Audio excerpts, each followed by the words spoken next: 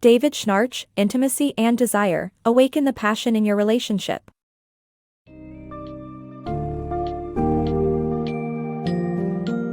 Discover the science and psychology behind maintaining a passionate relationship in the book summary of Intimacy and Desire, Awaken the Passion in Your Relationship by David Schnarch.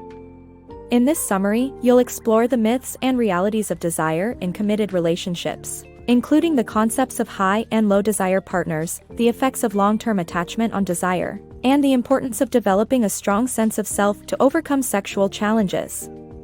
Find out how understanding your own desires and your partner's can ultimately enhance your relationship and reignite the flames of passion.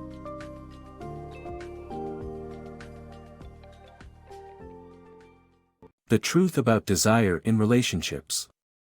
In all relationships, there is a high desire partner, HDP, and a low desire partner, LDP.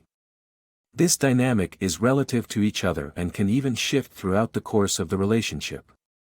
Understanding this can help partners let go of worry and embrace the natural and healthy aspect of desire problems within relationships. The power dynamic in sexual relationships. The lower desire partner controls sex, whether they like it or not. This summary explores how the power dynamic in sexual relationships plays out in other areas of the relationship, and how understanding this dynamic can help tackle sexual problems without making it personal. The author also touches on the evolutionary logic behind this power dynamic. The evolution of sexual desire. The initial phase of infatuation fades as a result of evolutionary science, according to anthropologist Helen Fisher. While long-term attachment can inhibit sexual desire, our brains are not built to remain in the love-drunk state forever. Sexual desire problems evolve to help us develop ourselves, and our sense of self evolves throughout our lifetime, shaped by our interactions with our partner. Sex is a tool for self-growth, challenging us to confront issues and build resilience, ultimately increasing our chances of survival as a species. Relationship mind mapping. In relationships, people track their partner's mind for self-validation. The evolved selfhood is reliant on feedback, known as a reflected sense of self. Mind mapping is an automatic mental process that we do in all our social interactions. It takes center stage in sexual desire problems and puts pressure on a partner to constantly cater to emotional needs. Though maintaining a reflected sense of self and mind mapping are natural, they can lead to emotional dependence and conflict. The link between self-validation and sexual intimacy. Sally's fake orgasms brought her and Robert's sense of self together, but at the cost of intimacy. Partner validation for a sense of self oppresses sexual relationships, thereby triggering frustration and conflicts. To avoid this, one needs to suit their own inadequacies and develop their own sense of self, without needing their partner's approval. To achieve this, Sally had to confront her lies and focus on strengthening her own self before Robert was ready to act on their relationship, resulting in true intimacy and sexual pleasure. Breaking the sexual routine.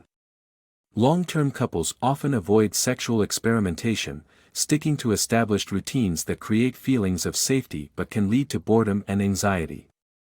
Incorporating new sexual interactions takes effort and can induce discomfort but can ultimately improve the relationship.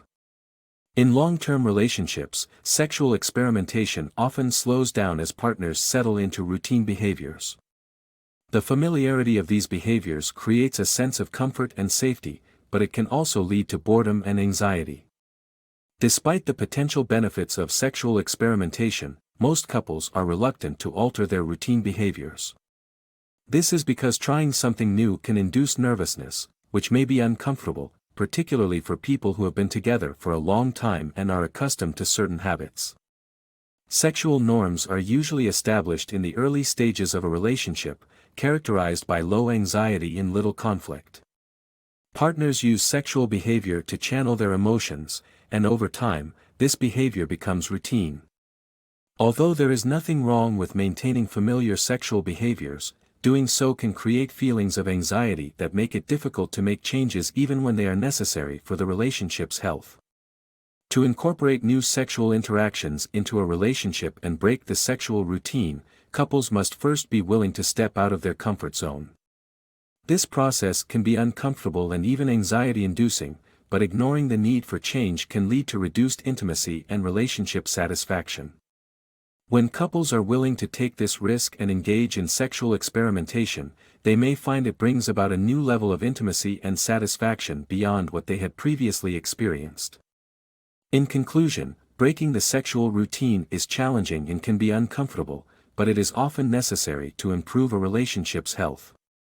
Instead of avoiding discomfort and anxiety, couples who are willing to try new sexual behaviors may find that doing so brings them closer together and ultimately creates greater feelings of comfort and safety. Overcoming gridlock in relationships. In the book, the author highlights how gridlock happens when couples refuse to take responsibility for relationship issues.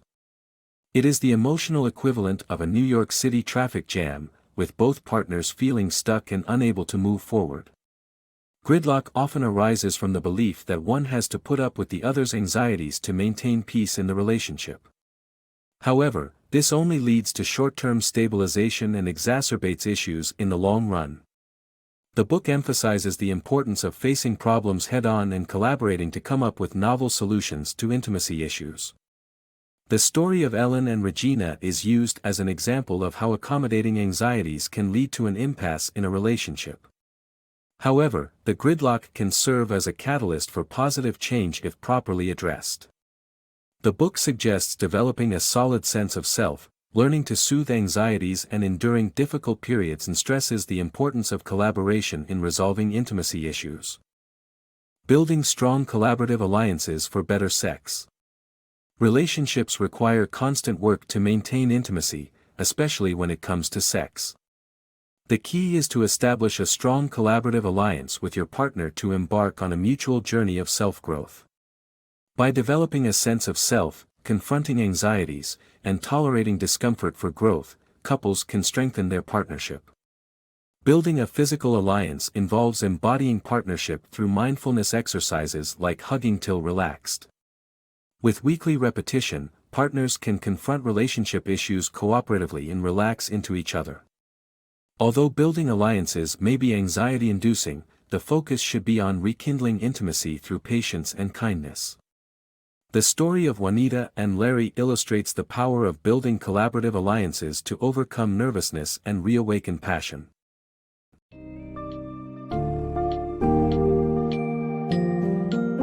In the engaging book, Intimacy and Desire, Awaken the Passion in Your Relationship, David Schnarch explores the intricacies of sustaining passion in long-term relationships. He reveals how humans have evolved to use desire problems as a means to grow, both individually and within relationships.